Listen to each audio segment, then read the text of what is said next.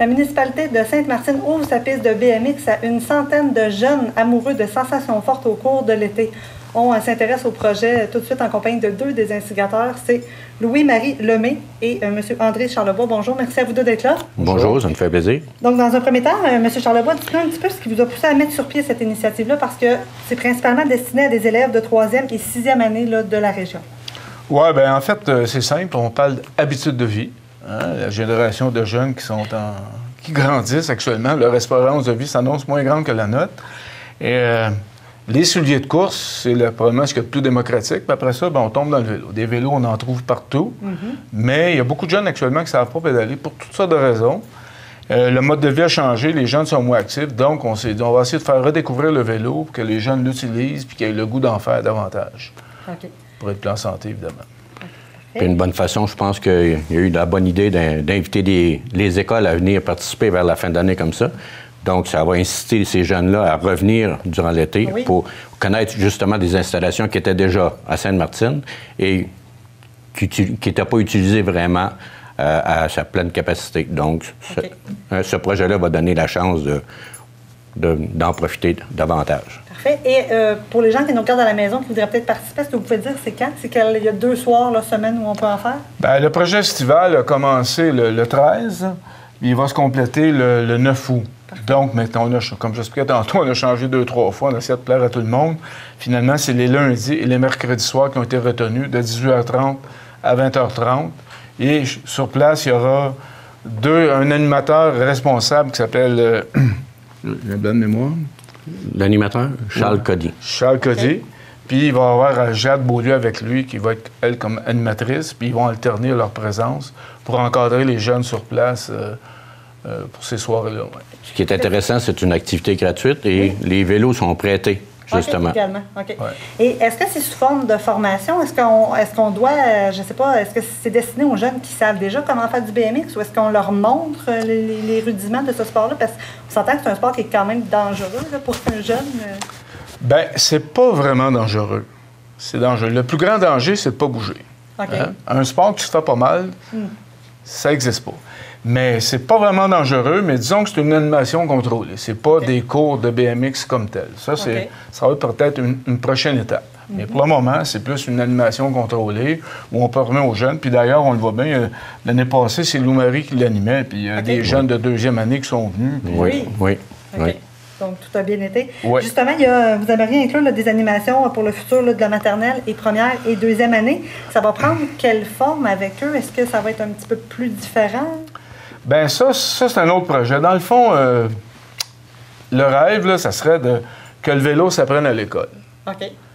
Puis là, pour être sûr qu'on touche... C'est démocratique, l'école, mais comment le faire sans surcharger l'école, sans leur occasionner des coûts? Donc, le but du projet, ça serait de fournir de l'équipement dans un projet pilote, mettons 25 véhicules roulants, qui prêtent des vélos trotteurs ou sans pédalier, pas de pédale, des trottinettes, puis des vélos de 14, 15, 16 pouces.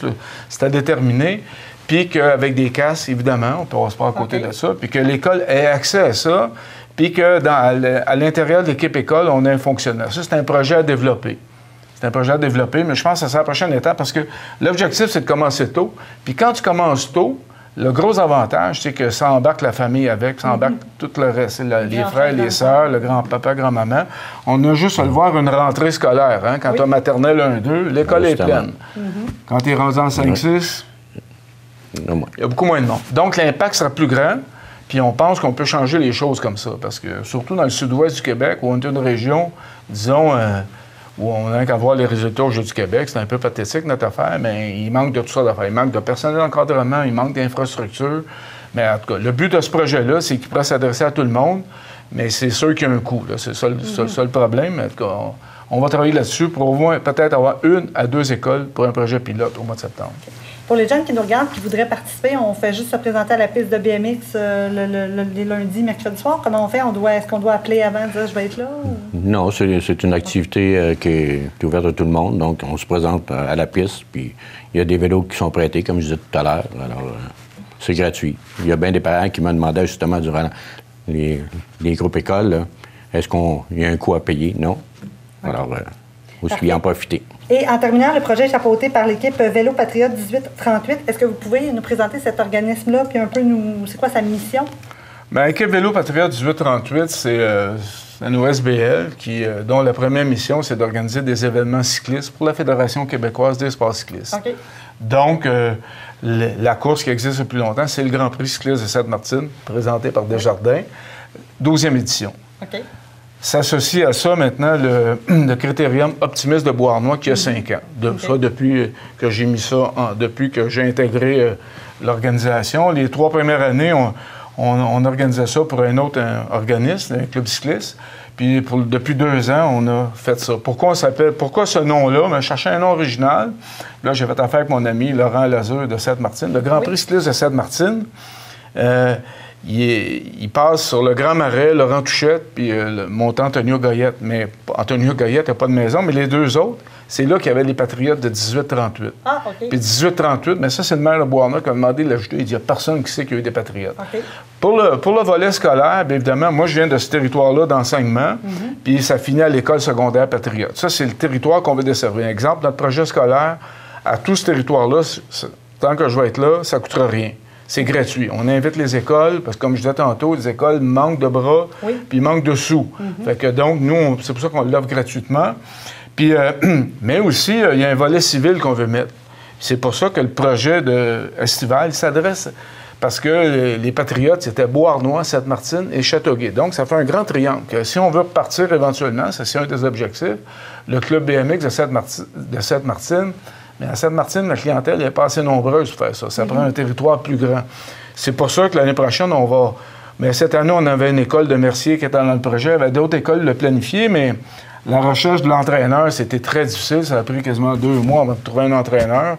Okay. Notre entraîneur cette année, c'était Julien Boilon, un gars très compétent. Puis je pense que ça ne tentait pas initialement de faire de l'initiation, mais il a aimé ça. Il a aimé ça, oui. Il a eu du plaisir avec les jeunes. C'est ça. Puis quand les jeunes font « Wow, c'est le fun », bien, c'est une belle récompense pour la personne qui anime. T'sais.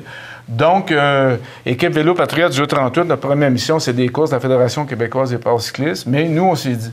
En tout cas, moi, je pense que ça prend du développement dans notre région. Je pense qu'on manque, comme je l'expliquais tantôt, d'infrastructures. On veut maintenir en vie celle de Sainte-Martine, c'est le projet. Puis je pense que à moyen terme, ça serait le fun, exemple, que le Bois-Robert à Beauharnois, c'est un terrain que la Ville aimerait acquérir. Là, il y a des complications, mais puis là, ajouter à ça des pistes de vélo de montagne là-dedans, puis ça serait tout proche de l'école secondaire Patriote. Parce qu'il faut le dire, hein, quand on fait de l'activité physique pour les jeunes, surtout en milieu qui n'est pas trop favorisé, la proximité, c'est important.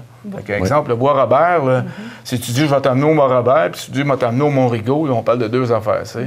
Donc, le mandat qu'on s'est donné, que Vélo 1838, c'est l'organisation des courses, puis d'offrir des activités aux jeunes. Ça, Donc, M. Lemay et Charles Bois, merci beaucoup de nous en parler. On vous souhaite bon succès avec votre projet. On invite tous les jeunes amateurs de sensations fortes à se présenter à la piste de BMX, donc les lundis et mercredis soirs. Merci. Merci beaucoup.